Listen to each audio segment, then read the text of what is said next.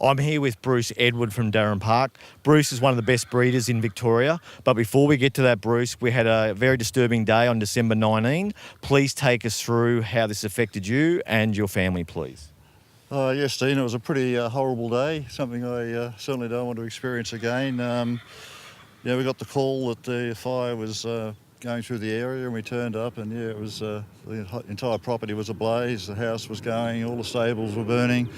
The fire brigade let us in for about half an hour on a Saturday afternoon. We established pretty quickly that there wasn't a fence in place, really nothing left on the farm. They kicked us out, got back there on Sunday morning, fearing the worst. Amazing, about 9 or 12 horse floats turned up. A lot of the people, I didn't even know who they were. What I thought would be 2 or 3 days of chasing horses over the neighbourhood because of helicopters and flashing lights everywhere. It was quite amazing. Within 3 hours we'd loaded 69 horses, including foals, and we took all the yearlings out to Clayton and Emma's place and all the mares and foals out to Rosehill Farm, where they were monitored and treated for the next 10 days or 14 days, and quite amazingly we didn't lose a horse. So, don't ask me how, but it was absolutely amazing that we didn't lose a horse and appeared to have no substantial injuries or long-term effects. Unbelievable.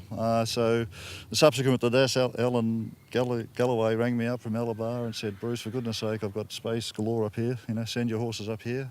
You can send your staff," which was probably the best news of all, because I had 3 girls who basically lost everything in the fire, absolutely everything. Without a job or whatever, so they're able to go up with the horses. They've continued to prepare the yearlings. It's kept them busy. We've got the yearlings here. They're looking magnificent. And the mares and foals will remain at Alabar until we're ready, which will probably be about 9 or 12 months away. It'll take that long to rebuild, yeah. And as far as building the infrastructure, Bruce, what's the programming for that? And, can you give us a little insight of what has to happen for that? Yeah, well, we because the horses were being looked after, we didn't have to rush around, so we've thought it through.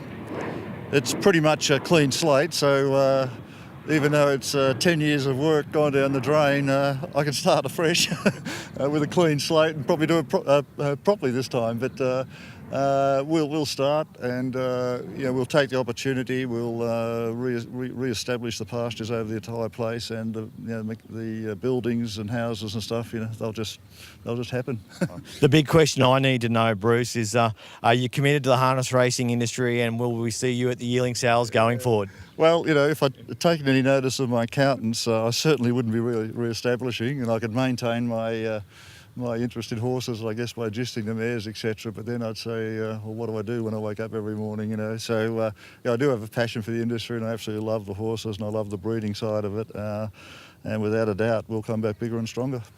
Lot 99, Bruce, this is a special one for me. It's by American Ideal out of a Real Desire mare from an awesome family. Please tell me about this yearling. Yeah, he's lovely, and I think he's pretty special. He's got a pretty good full brother, of course. Ideal for Real won the New South Wales Derby last year, and still holds the fastest quarter mile ever run there. He ran 25.7, I believe, in the closing quarter after a Derby distance, which is pretty special. The family's very good. The granddam was a mare called Tabloid. She was the Canadian 2-year-old of the year, and she had, I think, 9 winners, including 3 or 4 $500,000 earners. And this cross, American Ideal out of Real Desire, is proving to be pretty special, apart from Ideal for Real. Now, he's watching is the equal fastest horse ever in the world, and he's the same cross. And there's a few others in the US that are all showing enormous high speed with that cross, so pretty exciting, yeah. Bruce, I love your underselling. When you say just over $500,000, we're talking about $954,000. I like a man that plays it down. Yeah, no, there are some good horses from this family, and as I say, Tabloid became quite famous for her ability to throw, winning stock.